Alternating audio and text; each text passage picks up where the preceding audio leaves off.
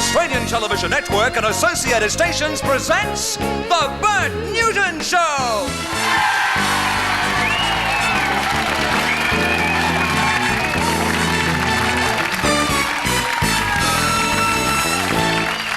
Thank you, ladies and gentlemen. Three, four, ho, ha, hee, ha, hum. Thank you, ladies and gentlemen. Isn't that lovely? Come on down. The price is right. Good afternoon, everybody, and welcome to the show. It's great to have you. What a lovely audience. They look, just have a look at those heads. Don't they look good? Paul Martell is on the show today. If he's watching now in the dressing room, the last time he was here, I promised him, we had I think it was a train strike or whatever that day. We had a pretty small audience, which is always very hard for a comic.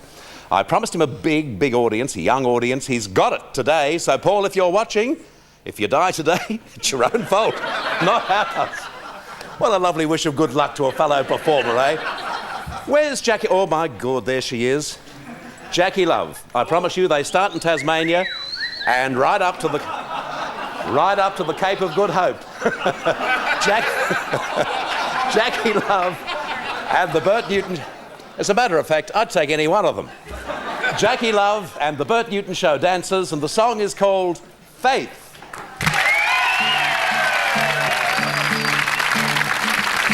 Well, I guess it would be nice if I could touch your body. I know not everybody has got a body like you, but I gotta think twice before I give my heart away. And I know all the games you play because I play them too. Ooh, I need some time off from that emotion. Time to pick my heart up off the floor. When love comes down with a devotion, well, it takes a strong mind, baby, but I'm showing you the door. 'Cause I gotta have faith. I gotta have faith. 'Cause I gotta have faith, faith, faith. I gotta have faith, faith, faith. Baby, I know you're asking me to say please, please, please don't go away. You say I'm giving you the blues, maybe. You mean everything you say. Can't help but think of yesterday and another who tied me down to lover boy blues. Comes an ocean before you throw my heart back on the floor. I reconsider this foolish notion. Well, I need someone to hold me, but I'll wait for something more. 'Cause I gotta have faith. Oh, I gotta have faith. Yes, I gotta have faith, faith, faith. I gotta have faith, faith, faith.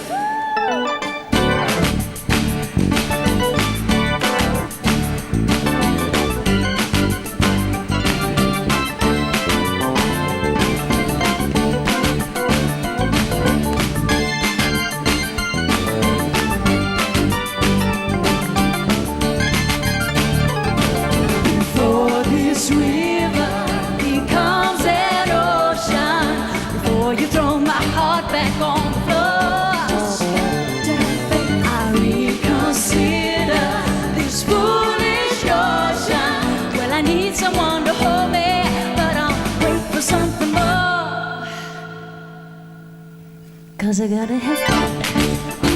I gotta have faith. Yes, I gotta have faith, faith, faith. I gotta have faith, faith, faith. Yeah. Jackie Love, looking lovely. Just terrific. Very talented girl too. She's more than beautiful, she's talented too. And also the Bert Newton Show dancers. And when I said I'd take any one of them, I didn't realise The boys were working too. Just take a nice long shot of the kids and just see how long they can hold it. We'll just sit here and just wait and see who the first is to crack. Yeah, let's just take it individually and see how long they can stay there. Aren't I nasty? Very good. They're doing pretty well. There's a slight shudder there. I could see one of the boobs moving. The bloke second on the right. OK, the Bert Newton Show dancers and Jackie Love, ladies and gentlemen. Opening our show today. She's lovely. And wasn't it terrific when that leg went up in the thing, it almost hit the aerial. Ladies and gentlemen, over the last couple of weeks, we've had a lot of good fun with a very nice bloke. He's making his last appearance today, prior to going back to America on Sunday. Please welcome back the amazing Jonathan.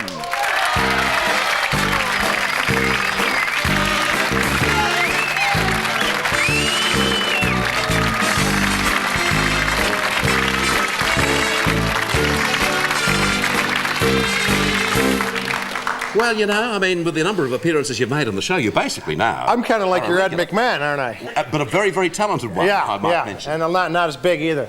But we owe a famous entertainer an apology, Bert. Who's that? Well, we were making fun of Sammy Davis Jr. if he got the role of Phantom of the Opera, like he was trying... Look, Bert, this is no lie. I found this in a record store. Hey, it's Sammy Davis. Isn't that wonderful? He did play the Phantom of the Opera. His book is... The great Phantom. And the thing about this album, Bert, is you don't have to flip it over. The ghost will do it for you. Isn't that terrific? I told Jonathan a story a couple of days ago about a radio experience I had. You didn't believe that, did you? Oh, With yeah, the ghost of the theatre. I couldn't sleep that night, Bert. I couldn't sleep that night. It was scary. Listen, Jonathan. Over the last couple of weeks, you've done all sorts of things for us, including break me up every time you're on the show. Do you do card tricks? I do card tricks, yeah. Well, yeah. would you do a card trick No for problem. It? Yeah. I was just first of all, these crackers that they have in the dressing room, yes, these are incredible. This is a great trick you can do at parties with a cracker. I found this in the green room. Watch the cracker very carefully as I place it into this hand. We're going to sprinkle some magic dust over the cracker, and the cracker's gone. Isn't that wonderful? That is just very... Oh, by the way, the one thing I should have mentioned, Jonathan... What's that? To all the kids watching this afternoon, don't do anything that he with does. A cracker. Nothing at all. Especially, crackers have been known to put eyes out, folks. Yeah. What have you got there? What have you got there? Well, we're going to start with a really simple card trick, Bert. We're going to do some very fancy things. Pick a card and I'll tell you what it is, Bert. No, but you... Oh, okay. Yeah, I'm looking right at him, Bert. Yeah, sure, of course you are, yes. All right, that was easy, by the way, folks. But this is great. This is great. This is called 9 of Diamonds, ladies and gentlemen. It's a very fancy trick. We take the 9 of Diamonds, we put it in the top here. Bert, when I count to 3, I want you to say as loud as you can, 9 of Diamonds, come down to dance. Okay. All right? 1, 2, 3. 9 of Diamonds, come down to dance. La, la, la, la, la. Thank you. I like that. What else have you got? Hey, Bert. Yes. Grab that peanut can over there. I'll show you. Oh! I'm sorry. God, you shouldn't do that. I'm sorry, Bert. A little bit. I couldn't resist. All right. Okay. You want the show? No. Boom. It's the amazing Jonathan Newton Show. Yeah. Hey. Okay. What do we do now? You couldn't give this to me. Hey, take...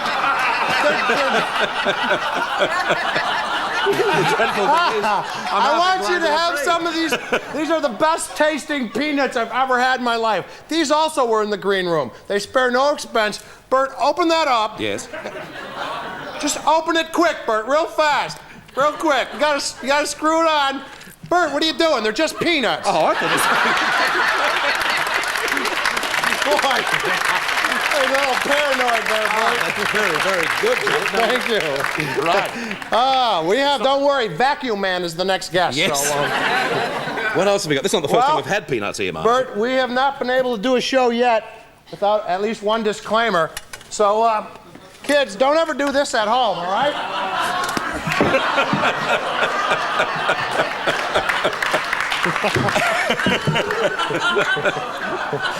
Ah, dear me. We got a rope trick, Bert. Rope tricks are really good to do because a lot of magicians use strings or wires or magnets to do rope tricks with. Well, I'm a professional, and you won't see me using... Never mind, we'll have to skip that one. Bert. Yes, I'm here. I'm going to use your glasses. Certainly. All right. I need them later. No, I know you do, Bert, because you used to burn ants on the sidewalk with these, didn't you? That's right. We're just going to... I'm going to clean these off before I do it. These are cheap, Bert. These are very cheap. We're going to have to skip that. No, we'll skip that. I'm just screwing around, Bert. They're right here. Oh, all right? lovely. Thank God for that. Watch this. This is... No, excuse me, Bert. Yeah, yes, I'm still here. What is this? It's a baby bottle. Yeah. Jump for it! Jump for it! Come on, jump for it! You know,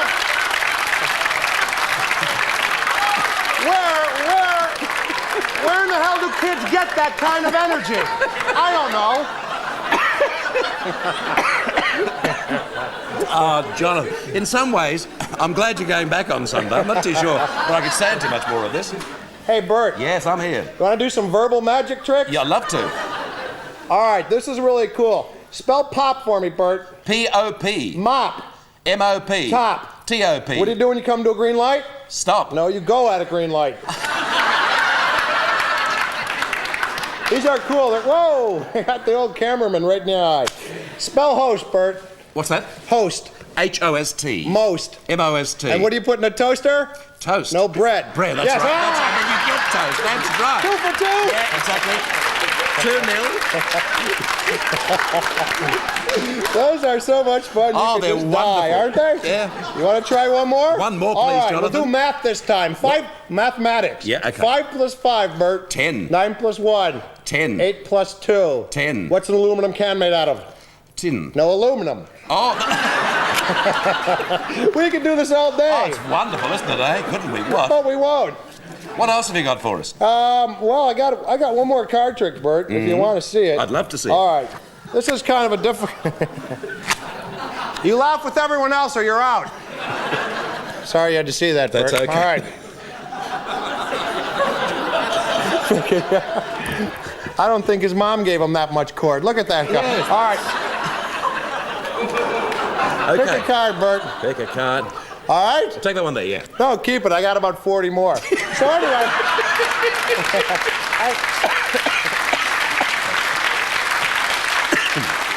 Is that it? Oh, thank you. You can stay for a little while on the... I got to go run back to do a show. I can stay. I can torture one of your guests. That's okay. And then I got to go because we're doing the show at the comedy club. That's right, you're doing the matinee this Yeah, afternoon. in fact, I'd like to say, if I could, that we've added a third show on Saturday All because right, we don't have a lot of time to publicize the event. So how many shows tomorrow night? There's going to be 3 shows Saturday. A 5 o'clock show's been added. Okay, a 5 o'clock show? Yeah, 5 o'clock. Comedy in the daylight. You'll get a big crowd coming over from the football afterwards tomorrow. That'll be wonderful. Oh yeah, for but they didn't tell me about that. I should have asked for more money. That's the reason they're doing the 5 o'clock show. The amazing Jonathan, ladies Thanks, and gentlemen. Bert. Good to see you again. They're gonna miss you. Yes, it's an autograph. Thank you. I'll keep that always. After this break, we meet Jim Carlton and his delightful wife, Diana. That's after this break.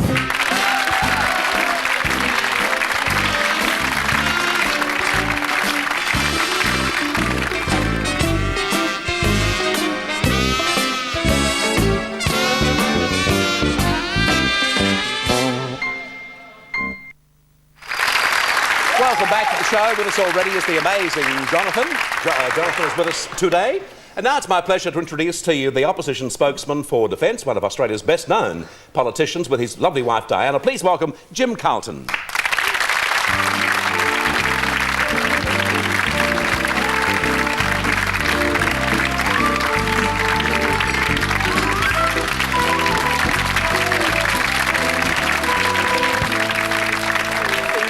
Did you enjoy the amazing Jonathan? Fantastic. He's very different, and he's promised he won't pull any tricks on you. Well, I was worried about that. Well, I suppose, Jim, I mean, you'd be used to most tricks that can be pulled on you. I've wouldn't had you? dreadful tricks pulled on me, Bert. Have you recovered from all of them? Not all of them. You can see the scars. What was the worst thing, do you reckon, that's happened to you in your political life?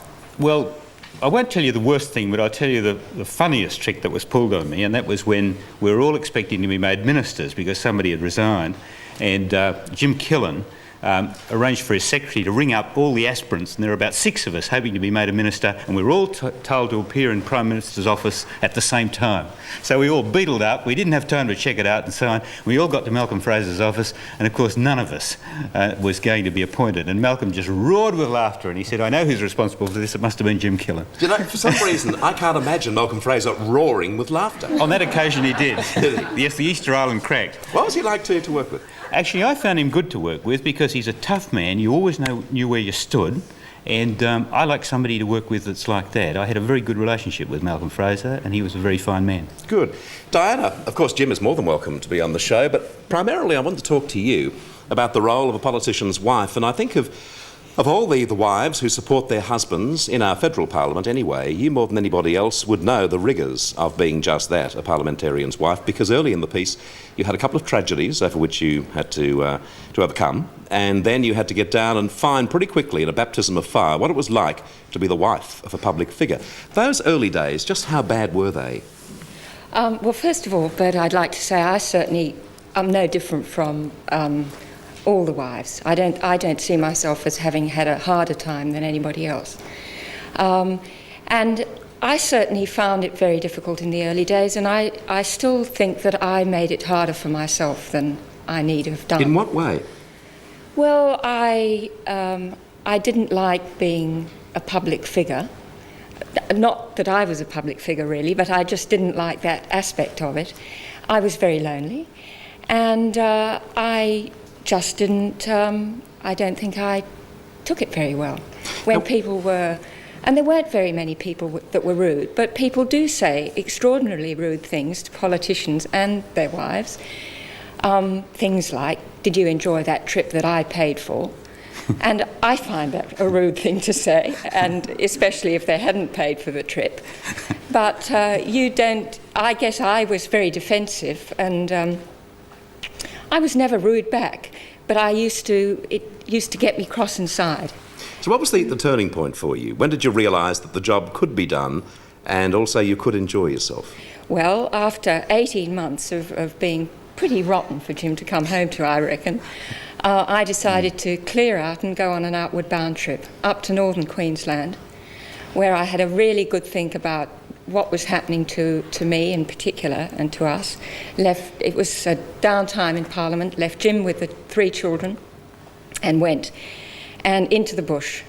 And that was the turning point. I really had a good long think and realised that it was the life that worried me and not Jim. Mm-hmm. That's the turning point. I came out of the bush feeling, right, I've got to make this work, and that's what I did. Jim, were you pleased to know that Diana had reached that turning point and things were going to be better? Well, it was actually a pretty miserable 18 months, the first 18 months, because we'd been very happy. We'd really never had a terrible row at all. I mean, you have a few tiffs, but hardly at all. And when I came back on a Friday night wanting to make the best of a very short time we had together over the weekend, and expecting a really soft, loving person, and here was this real... She was uptight and angry, and it would take about 24 hours to have it out. And then, of course, it was almost time to go back to Canberra. And Jim, I had mentioned that times had been tough for you. You'd been played a couple of pretty hefty hands. You lost a baby at a very young age, and also your health wasn't all that good at one stage, was it? So it wasn't just the fact that Jim was moving into politics, but it was just the fact that you had to readjust to a pretty rough time anyway, didn't you? Well, I suppose so. I didn't look at it like that at the time. OK, now you obviously are aware that with other wives of politicians, and I guess partners of all types now, because we've of course got women representing us in Parliament, which is a great thing. The pressure that's applied to that partner, you've decided to do something about it with a seminar. Tell us about that. Well, Tammy Fraser and Margot Anthony started a group about 10 or 11 years ago, where we just met socially, and that was terrific and it worked very well. But I, for a number of years, have felt that we really needed to do something a little bit meatier and to meet in a seminar where we could just have a chat and change views. Now, I was amazed at the amount of publicity that got, because really, after all, what we were doing was just a common sense thing that groups of nurses or teachers or whoever meet for a cup of tea and a chat, And yet this is what I feel is one of our greatest problems, that we can't even do that without it being looked at. And with people thinking, oh, you know, you're going to swap dreadful stories, or, you know, it's why should you do that, and so on and so forth. And that was just not the point at all. It was forming a network of friendship. You know, a lot of us don't even know each other. We send our husbands to Canberra to do this job, and the wives don't even know each other. Now, I think that's extraordinary. And certainly once you hear that somebody else has the dreaded Friday night row, I mean, the first time I ever mentioned to a group of people, well, I've learned how to deal with the Friday night row, they all said, terrific, you're not the only one that has that. You know, we have it too. Well, you're due for it tonight, of course, aren't you? That Friday night row, what does it usually revolve around? The fact that you haven't been together all week and there are so many frustrations and all of a sudden, bang, it's all out together. Yeah. Well, I'd come home very tired because you're working until 11 o'clock at night down there in Canberra all the time, and then you travel back and you've got to get back usually to a function you've got to go out to on Friday night after a quick peck on the cheek. And then, of course, you just want to collapse, but Di wants to hear all that's happened during the week. And then she wants to tell you the troubles with the kids or something's happened, and of course you haven't got time. And then she really is angry inside.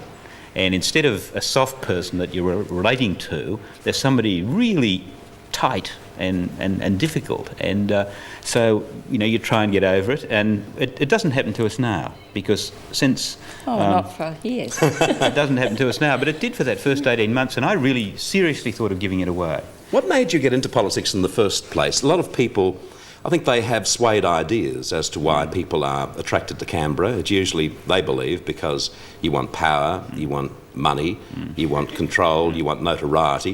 What was your reason for getting into it? Well, oddly enough, ever since 1949, when I was only about 14, I've been interested in politics. When I went to university, I was president of the Liberal Club and president of the SRC at the university. But I felt I didn't know how to run things, and so I spent 15 years learning to be a manager in business. And I had nothing to do with politics during that time, and I thought, well, maybe the bug will go. But after that time, and I spent some time in London, in Melbourne, and then I got back to Sydney, and the bug was still there. And really, it's just a strong feeling that you can make better use of your life doing something for the country, in a direct way in politics. Now, I think that in business I felt I was doing something for the country, but there's an extra something in politics. It's got a lot more downside than business, but somehow if the will is there, people tend never to lose it, and I didn't. Well, good luck. I hope you get through today and look out for tonight, and then have a great weekend, won't you? Thank you very much. Please thank Diana and Jim Carlton. Ladies and gentlemen, please stay there. I was thinking, Jonathan, would you consider going into politics? I was just wondering who was yelling and screaming in the dressing room next to mine, and now I know. We're back with you after this break, and Barry Crocker is going to sing for you.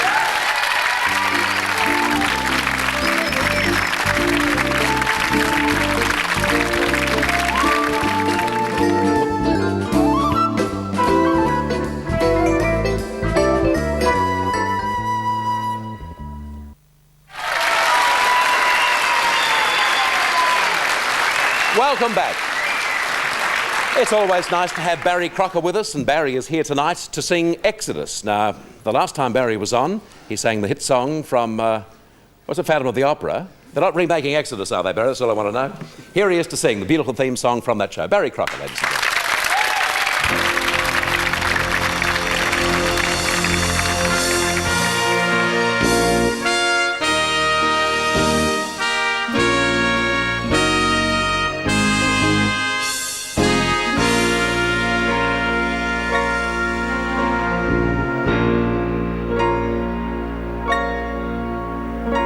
This land is mine. God gave this land to me.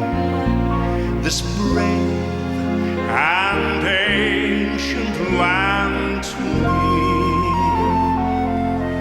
And when the morning sun reveals her hills and plains, then I see a land where children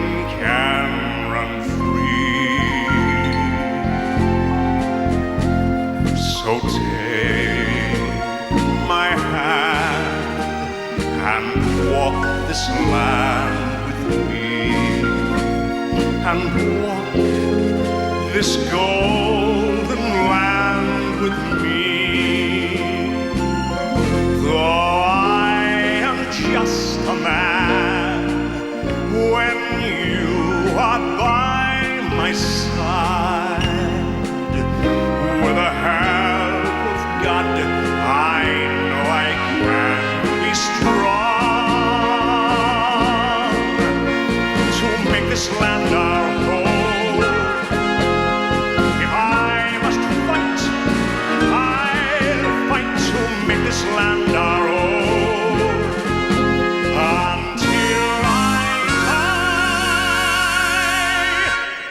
This land is mine.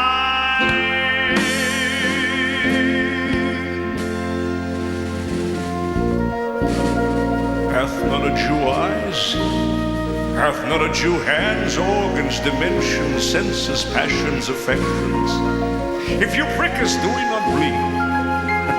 And if you tickle us, do we not laugh? And if you poison us, do we not die? And if you wrong us, shall we not revenge? We are like you in the rest. We will resemble you in that. The words of Shylock.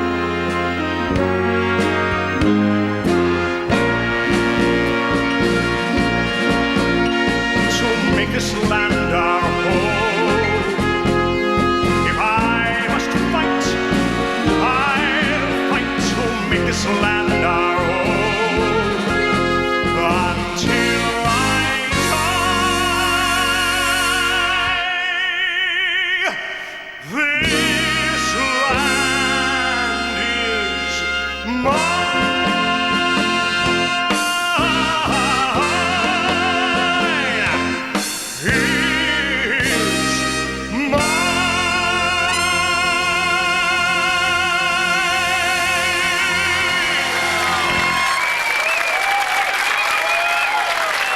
Lovely.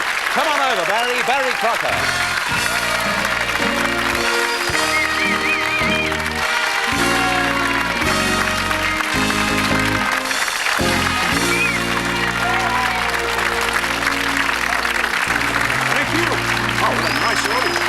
Lovely. Jim and Diana Carlton? You certainly may. What a crowd, eh? Is it that good? It was that good. Sing it again. Sing it again, Basil. There could be a tank waiting outside the studio after this. Can I just tell you, but they're not going to remake it, are they? I thought you might have been having a try I've then. had my nose fixed and everything. We're doing requests toward the end of this afternoon's program, and Barry is one of the singers together with Jackie Love, which will be a wonderful combination of four of the longest legs in... Hang on a sec. When I say combination, I beg your pardon, not a combination. I don't think I can get out of this, because everything I say now is going to sound wrong. They're going to be together, the four of them. Yes, I like to it sing so far. requests for you. And anything you'd like to hear in the audience, by the way, ladies and gentlemen, all you have to do is have a think now, between now and toward the end of the program, call out your request, and if you're lucky enough for me to hear it, either Barry or Jackie will sing it for you. That nice? Okay. Yes, lovely. Would you like to have a few clues as the sort of stuff they're going to... Yeah. What sort of stuff would you like to hear? Just call out some tunes for us now. Pardon? What are you hearing, John? Danny Boy, yeah, what else? The pipes Love, where are you now? I'm sitting right here, love. Yeah. What else? 18. No, that's one of mine. I'll be doing that in a couple of weeks' time, actually. So there you go. Danny Boy. Yeah. Actually, Danny Boy might be a little down for Well, we the... sang it recently. Yeah. Do a quick chorus now. Of Danny what? Boy. Danny Boy. Just sitting there, just quietly. Danny Boy. Okay, give me a little D there, Joe. Is that D, that D? Joe. That D? That D? Thank you. I picked that. Oh, Danny boy, the pipes are calling from glen to glen and down the mountainside. The summer's gone and all the flowers are dying. It's you, must go and I must buy. But come ye back when summer's in the meadow, or when the valley's hushed and white with snow. It's I'll be here in sunshine or in shadow. Oh, Danny boy, oh, Danny boy, I love you so.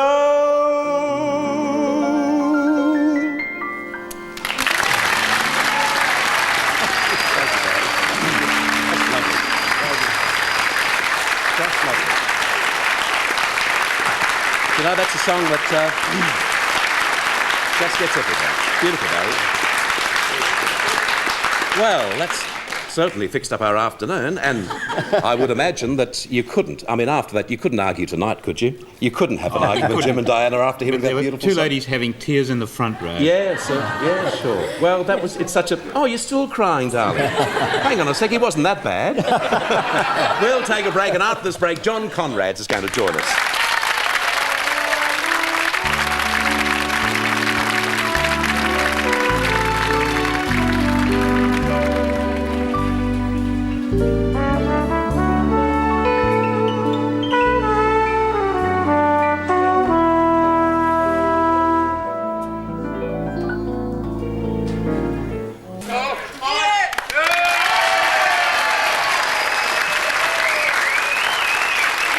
What a lovely crowd you are today.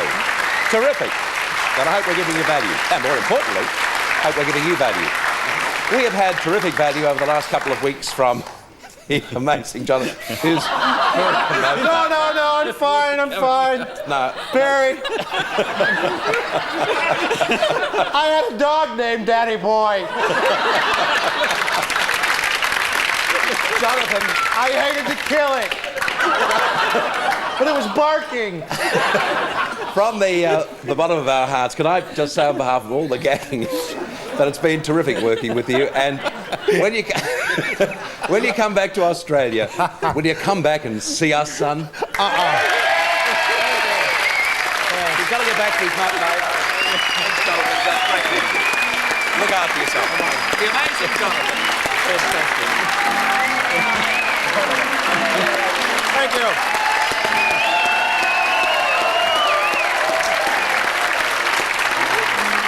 Have you seen much of him, Barry?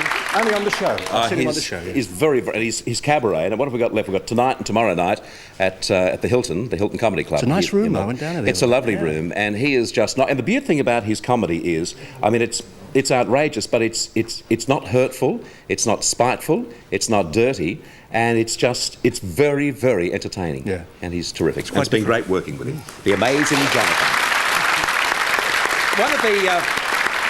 One of the most famous names in swimming history in this country is undoubtedly Conrads. Ilsa is now in magazine publishing, and John is General Marketing Manager of Ansett Airlines. A wonderful job to have at the moment. Please welcome John Conrads.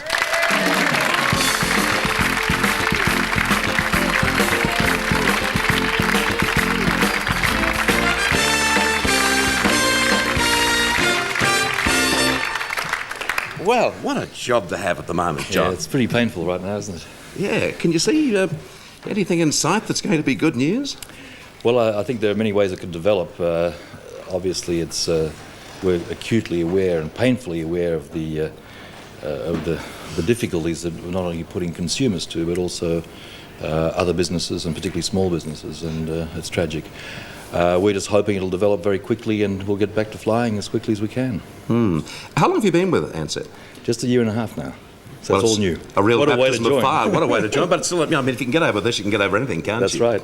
John, the great success you've had in business over the years, obviously it couldn't come as a direct result of you being such a fine Olympian, but that must have helped you open a few doors. It certainly opens doors, then you have to keep them open, of course, and you have to perform. I think you learn in sport, you learn discipline, you learn hard work, you learn success and you learn also failure. And I think those things stand you in good stead throughout life. And I've taken the opportunities that came up, and things have turned out pretty nicely, and I'm very happy about it. Going back to those early years with yourself and Ilse, when you were in every newspaper in Australia and you were hailed as the golden heroes, and indeed you were just that, it's amazing Silver that... heroes now. Silver heroes now, yeah. But the great thing was that, I mean, neither of you seemed to change. Because you were so young, it would have been very easy for you to have taken the wrong path, wouldn't it? Well, not really. It's hard to look back, I suppose, and in many ways it seems like yesterday. It was pretty natural. The only time you really felt different to other kids when people used to stare at you in the train going to school. Otherwise, we just did what we wanted to do and what we enjoyed doing. And got up in the morning at 5:15 and in the cold water, because there were no heated pools even in Sydney in those days. At 6 o'clock, off to school at 7:30, back from school at 4:30, back to the pool. What years are we talking about, John? I'm sorry? What years are we talking about? Let's say at world record level, 1958 through 1962, thereabouts. Yeah, I think it would have been a different story, you know. that. It had been 10 years later, because television hadn't really developed in those early years, had it? No. We weren't getting immediate telecasts. It probably would have put more pressure on you had it happened 10 or 15 years later. I think the kids do have more pressure on them today. Sport in general is bigger and more important. In the sense of it being more commercialised, which I think in turn is a good thing, but without going into the amateurism and professionalism, there is more pressure on kids today. It's more competitive. There are just simply more people vying for the same number of medals and the same number of world records. And I think that because money has come into it, and once again I think that's a good thing, I guess the need to succeed, or the drive to succeed is greater. And it's a little bit less nice as it was in our day.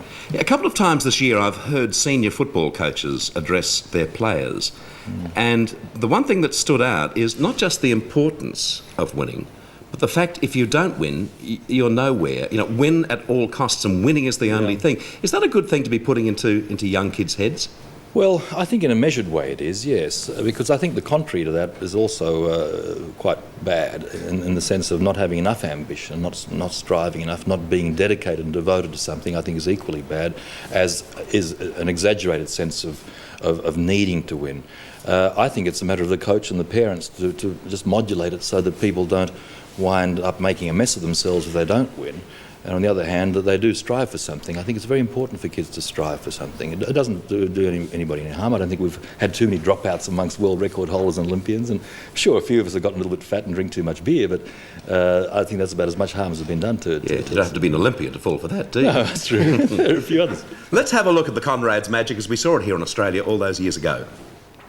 The Conrad's kids, as they're affectionately known, and Coach Don Talbot, are the main reasons for our world freestyle swimming supremacy. Today, the two youngsters who only 8 years ago could not swim at all hold 12 world's records between them. John is national title holder for every recognized freestyle distance, and even in slow motion he's fast.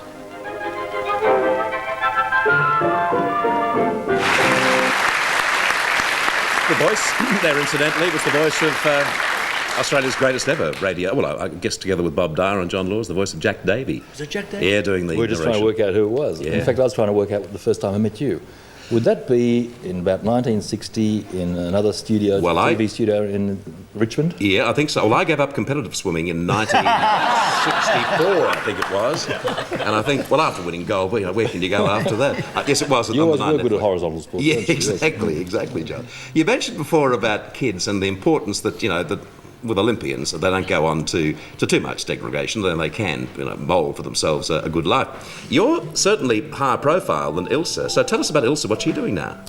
Ilse's been in journalism all her life. She started off as a cadet reporter for the Sydney Daily Mirror in 1964, just after we retired from swimming, both of us, and worked her way up to be editor of Bell magazine and other magazines in what was then the IPC group. And currently she's with Vogue Living. And Vogue Living magazine, she's, I'm not sure what her title is, I've got to admit, but I think she's sub-editor or certainly a driving force behind Vogue Living. Well, we'd love to talk to her one day, so put in a good word for us, will you? I'll do that. Ilse's quite shy. She always was shy, by the way, even in our swimming days. And I guess I was a little bit more gregarious. Yeah, yes. and why not? And Ilse's been always the shy one. Thank John Conrads for us, please, ladies and gentlemen. great to see you again, John. Very nice. Please stay there. Okay. This is the moment. This is what I promised this friend of mine quite some weeks ago now. A filled-to-capacity studio audience, young and old and middle and tall and short, and just people who would love the work of Mr. Paul Martell.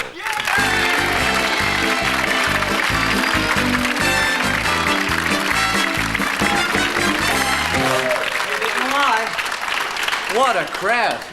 What a night. I've had a great night. I flew down to Hercules. Been in one of those? Been in one of those? Been in one of those? I just worked out after sitting on one for 2 hours why they jumped out of them during the war. I don't care if it's Berlin. Open the door. Let me have it here. Kid came up to me the other day. He says, what's the difference between an Ansett pilot and a sparrow? I said, I don't know. He said, one makes 85 grand a year, drives a BMW, and the other one flies. Didn't mean it. I love coming to Melbourne. I was in a taxi tonight coming to the studio, and I love taxi drivers. This was a Scottish guy. Any Scottish people here? Yes. Love the way Scottish people talk, because it's like they're permanently clearing their throat. And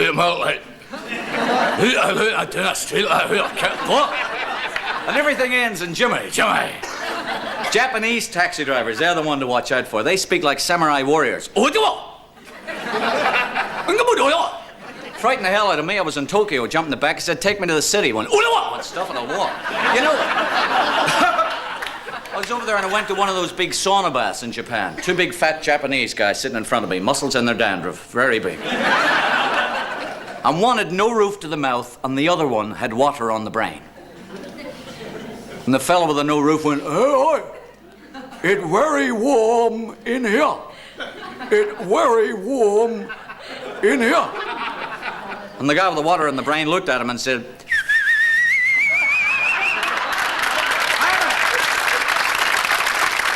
head turned into a cattle lump. I'm in a fabulous mood. My brother's just arrived in Sydney. He's in Australia for the first time. He's having trouble getting a job. You know, he's a shepherd. And I've always worried about him. He's an idiot. You know, he's got false teeth and wears braces. And he said... He went to America, joined the Ku Klux Klan, went to their fancy dress party as Al Jolson. I said to him, listen. I said, you've got to get a job. So he's gone to the building site. He says, I'm looking for a job. And the foreman says, well, now we have a problem here. I started a fella yesterday and he didn't turn up. So if he doesn't turn up tomorrow, I'll send him home. And you can have the job. So he's gone back the next day. And the foreman says, go and get us a wheelbarrow. He came back with two, one on top of the other. He said, I only wanted one. He said, do you expect me to carry it? He said, I've been watching you. I've been watching you. He said, you've been late for work 3 days in a row. Don't you know what time we start? He says, no, every time I get here, you've started. He said, today, I want you to go. That's a good joke, I've only heard it. He said, I want you to go and put up telegraph poles. He said, I'm the best telegraph pole putter-upper you've ever seen. He's come back at 6 o'clock that night. He says, how many did you put up? He said, I put up 4. He said, 4? The Australian put up 29. He says, I know he did, but look how far he left him out of the ground. It's the way he thinks. It's the way he thinks. He's mad. He went up to his wife. He says, I've heard a rumor that the milkman has slept with every woman in this street except one. And she looked at him and says, I bet you that's that Italian on the corner house. He's got a drinking problem. My brother's got a terrible... He rings the police up when he's drunk. Now, that's a drinking problem. He says, is this a police station? I say, yes. He said, I'd like you to trace this phone call. Ring us back in a couple of minutes and tell me where I am.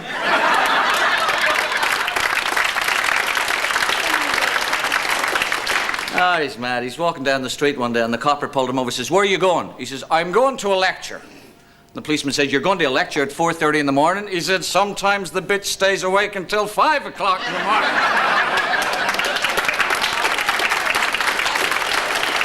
He's the worst driver in the world, darling. The worst driver. The policeman pulled him over and said, you're speeding. He says, it says in my driver's license I can go as fast as I want. The policeman said, where's it say that? He said, at the bottom, tear along the dotted line. What you do? And the policeman says, what's your name? And my brother said to his mates, don't give your right name. Look around the shops, make something up. What's your name? He says, L.J. Hooker. What's your name? His mate's gone, Pizza Hut.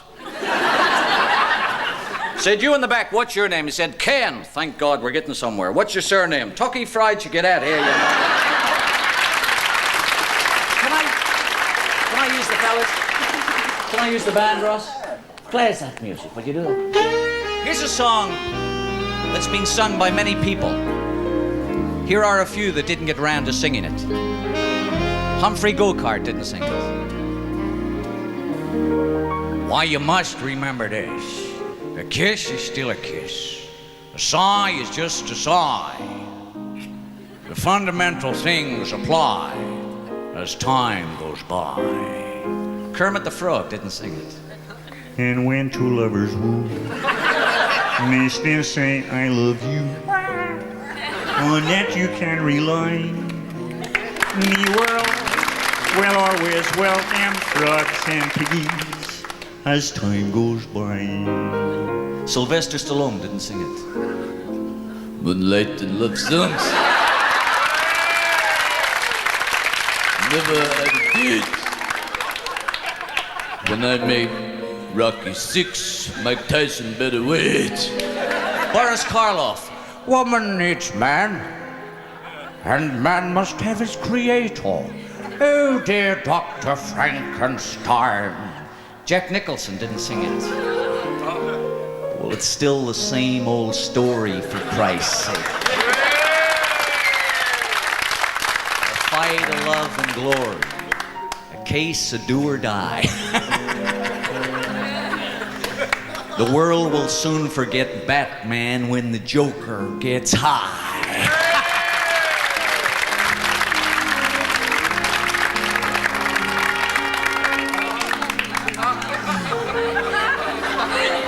Okay, so do it. Did you get this? You get it? Here's another one. Chuck Berry.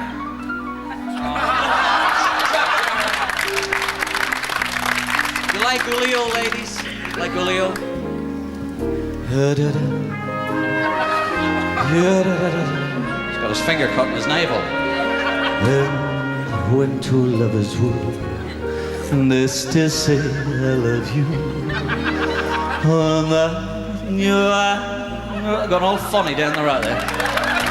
No one will I welcome lovers as time goes by. Willie Nelson.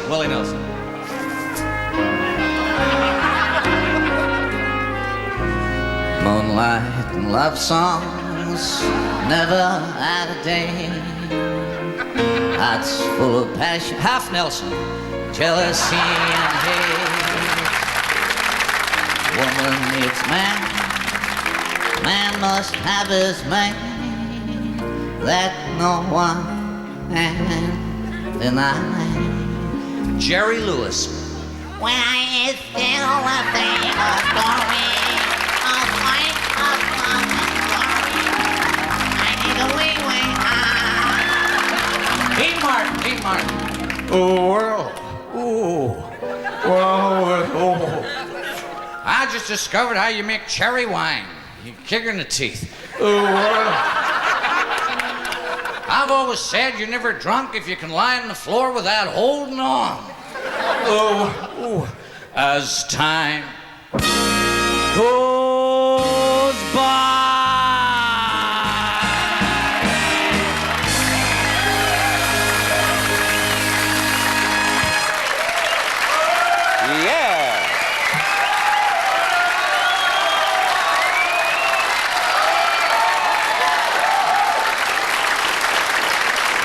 Mr. Paul Martellin will speak to Paul after this break.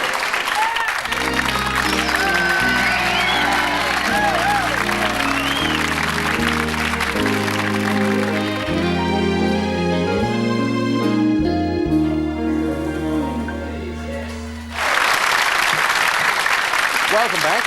That was terrific, Paul. Thanks.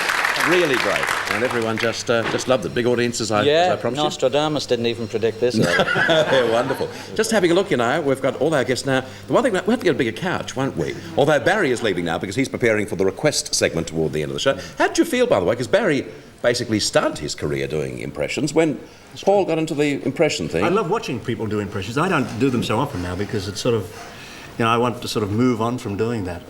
But it's lovely, and he's a great impressionist, of course. Yeah. Do you do all those? Do you do...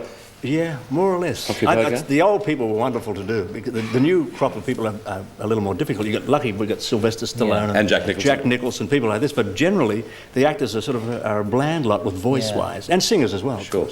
Okay, we'll go and rehearse your requests. Okay. And and then come back and we'll have some fun later on with Jackie Love. Yes, Paul. When I first saw Barry, I was living in London, and he was comparing a television show called Saturday Night Variety. Yeah.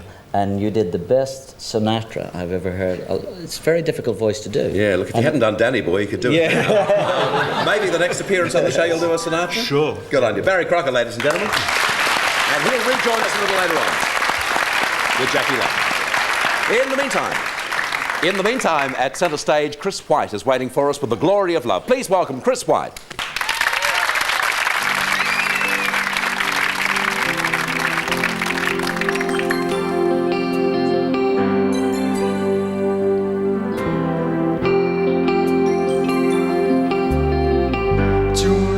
It's very clear as we're both lying here. There's so many things I want to say. I would never leave you. I could never make it alone.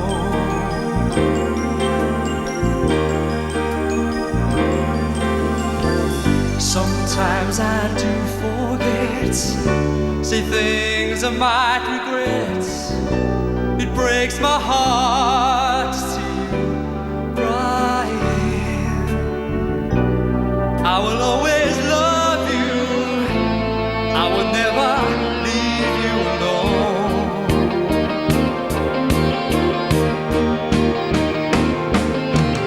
I am a man who will fight for your honor. I'll be the hero you've been dreaming of. We'll be forever knowing together that we did it all for the glory of love. Like a light is shining on from a long time ago. I'll be there to save the day and take you to my castle far away.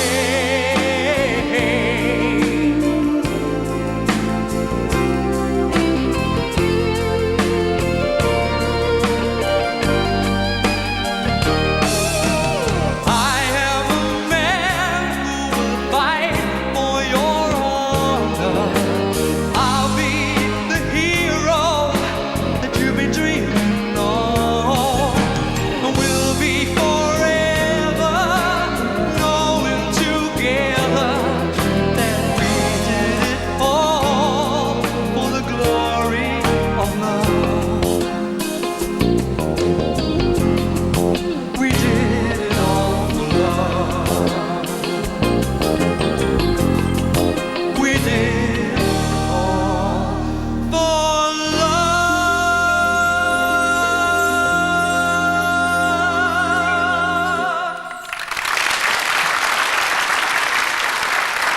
Thank you, Chris, and welcome back. Good to have you back on the show. Just back from overseas. Chris White and The Glory of Love. We'll take a break, and we're right back with you on the other side of this break.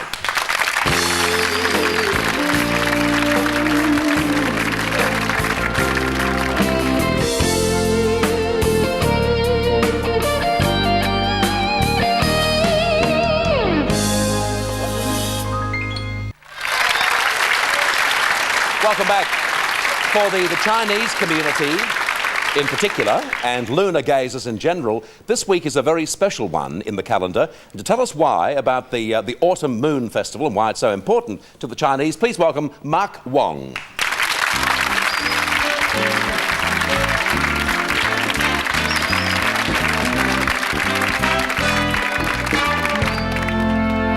We have all the adornments there. You were played on with Slow Boat to China, so you should feel really at home. Thank you, Bert. Why is this week so significant? Well, it's actually about a moon festival, and the moon is a very significant part of the Chinese calendar. The Chinese calendar is actually calculated by the number of revolutions the moon goes around the Earth. Right. Incidentally, what year are we in at the moment? The year of the what? We're in the year of the snake. The year of the snake. Yes.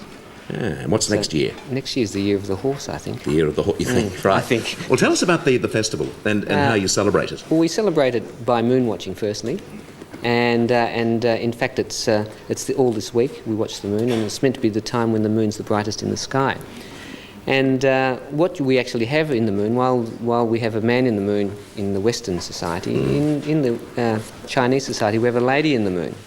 Right. And the lady in the moon comes from a legend about when this lady went to the moon, and she turned into a three-legged toad, of all things. And she actually lives there in the moon now. Were all your hopes and your dreams and ambitions shattered when Neil Armstrong walked on the moon and couldn't find her? Yes. No, she actually hid. Yeah. Well, it ruined it for us, thinking there was a man on the moon. All of a sudden, well, there was a man on the moon, but not the one we'd been waving to all those years. Well, I gave it up when I was about 20. Yeah. And what else do you do in the way of celebration apart from moon watching? Well, the moon is a symbol of unity because it's round. Mm-hmm. And I'm very interested in all that has to do with the moon. Yes, that's right. And one thing I did bring you, Bert, is the moon cakes. Some moon cakes? Chinese moon cakes for Moonface, okay. Yeah. And I would like you to try them, and I'd like your guests to try them. So, they look lovely. Round. Yes, don't they look nice? Yeah. Patty makes these, but she calls them something else. Oh, are they cakes? Yes, they are, but you're really not meant to eat one all at once. Oh, I wouldn't. Cut it all up. So yeah, certainly. If you've got a knife... Oh, no, I haven't got a knife. You're on the 7 network. We haven't got any knives here. All the knives being used elsewhere. I'll break. I didn't mean that at all. I'll break up some. Yeah. Oh, it looks lovely. What I always like to check out when anyone gives me any food to eat, number 1, the ingredients, and number 2, where the stuff was made, precisely. Well, I was going to wait until you've eaten it before I told you. But if it was in your home kitchen, I'd be very happy. Was it your home kitchen? No. They're made overseas, actually. Overseas? Yeah. Oh, imported. Yes. Which part of the world?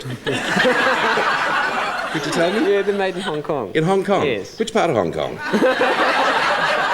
There's one part of Hong Kong where, you have a lovely meal with a dog sitting beside you. And all of a sudden he disappears, and then you get the feeling he's joined you again. I don't like that.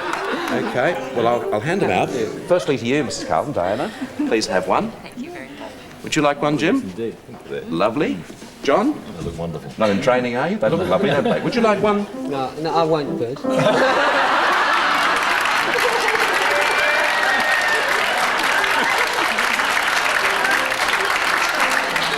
I'll just tell you one thing. I know which part of Hong Kong they're made in. Why wouldn't you have one? No, I was only joking. You will have one. Here we go again. I think that was the one. Yes, that was the one you had. Yes. Thank you. There, Jim, that's the one you had. There's yours again. And one for you. Mine's got a bit of lipstick on. This must be yours, darling. Mine. This one's got lipstick on. Oh, I do beg your pardon. See, everybody wears lipstick on this show. Okay. Well, bottoms up. Isn't that terrible? No. That's lovely. It's got a very lingering quality. It sort of sticks to the teeth. It's lovely. What are the ingredients again, please, Mark? Well, they're all different. Well, you've got one with lotus nut paste in it. Oh, yes. I mean, the one over there, the dark one, has got black bean paste in it. Mm-hmm. These have got almonds in it. They're very nice. And these are celebratory cakes, are they? You only eat them at this time of year. Mm-hmm. Do you only make them at this time of the year? Yeah, only make them. Very good. Well, Mark, I wish you a very happy festival. Just wash a little bit down, haven't you?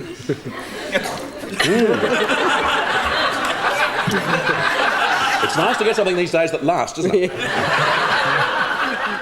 That's terrific. And, it's beautiful. It just sort of lingers there for a while, which is lovely. Mark Wong, ladies and gentlemen, and a happy festival to you, Mark. OK, after this break, Barry Crocker and Jackie Love sing your songs.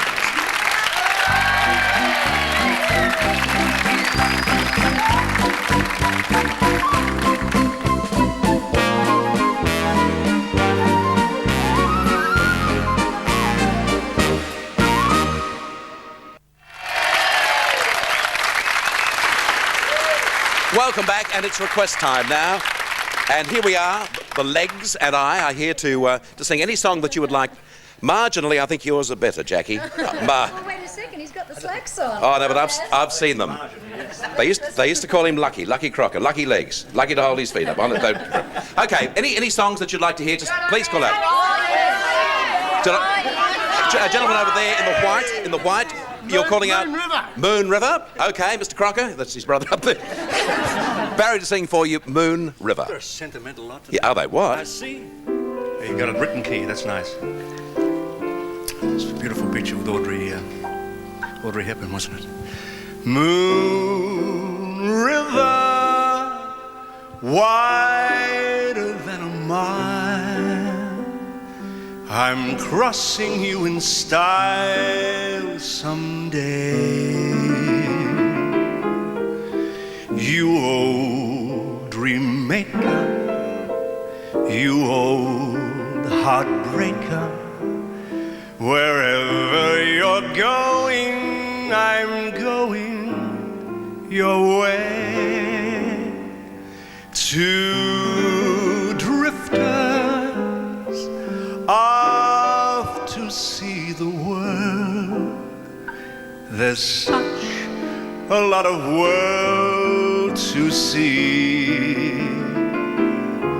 We're after the same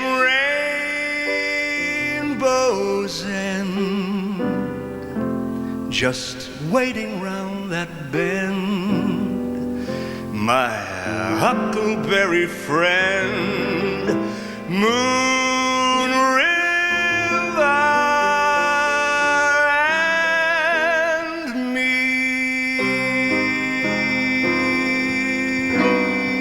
Yeah.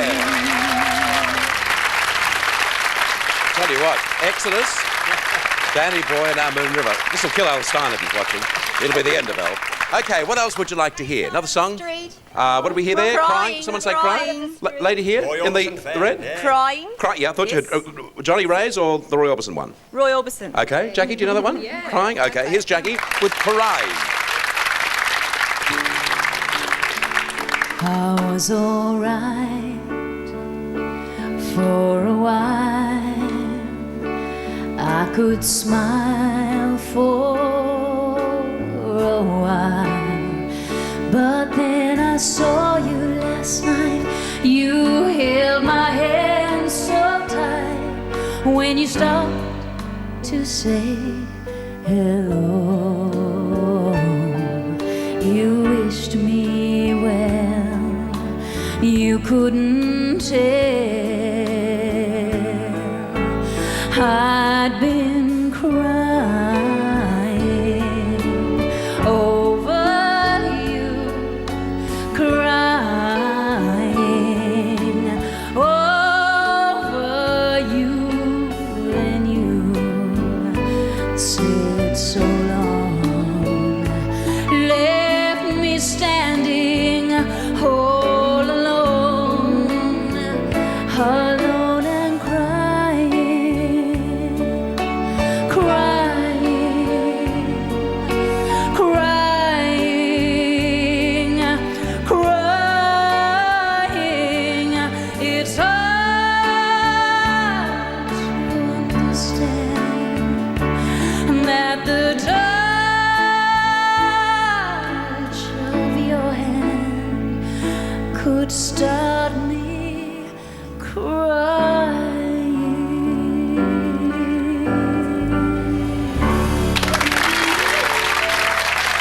Lovely. Lovely, Jackie. Hope you like that. Well, if you guys would like to move to centre stage, I'll introduce the big finish. This is the... Thank you, Barry. Thank you, Jackie. This is the written-in request one that we have, and this is for Dorothy and Ezekiel Shallim. And they're celebrating today their 52nd anniversary. Hang on a sec. Did I hear the sound of a kiss then? It's all right. Do it afterwards. We're all friends. You're all friends. In the mood, yeah. Yeah, okay, right. Having a little kiss there, Joe, just to get themselves in the mood. Mind if we shake hands?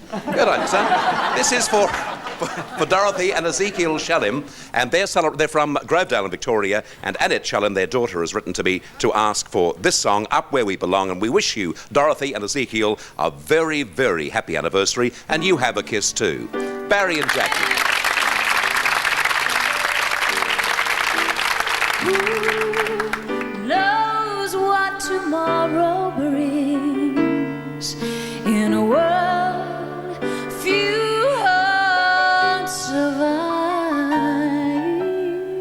All I know is the way I feel. If it's real, it keeps us alive. The road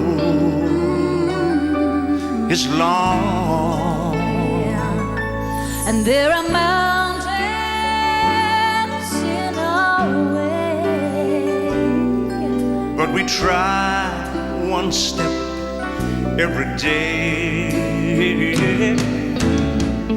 love lifts us up where we belong, where the eagles fly on a mountain high.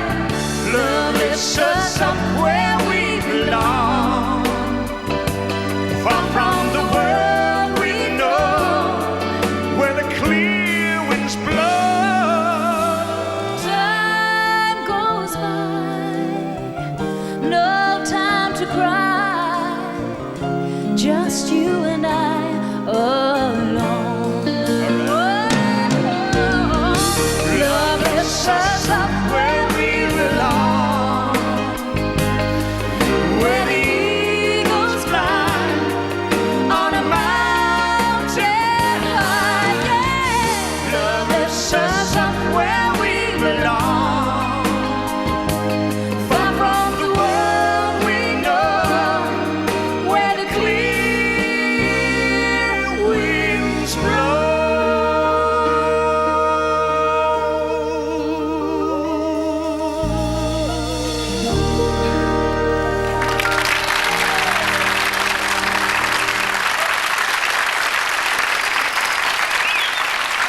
They've gone public.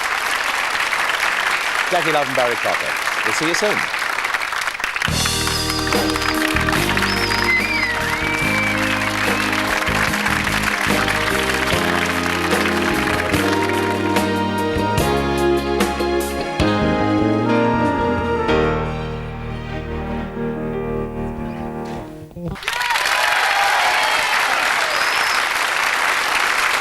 As we say goodbye to you, we thank just some of our guests who are with us today. Mark Wong, thank you. John Conrad's great seeing you again. And Diana and Jim, good luck for tonight. No blues for tonight, OK? Thanks for being here on the show. It's been lovely talking to all of you. And throughout next week's show, we've got Yvonne Corley, Lionel Rose, Marcel Marceau, whom I love, got all his records. We've got the Bay City Rollers, Robert Darby, who's a Butte actor, and music from a whole range of people. Plus, Jeannie Little on Monday with Housewife Superstar. Have a super weekend. Goodbye, and God bless you.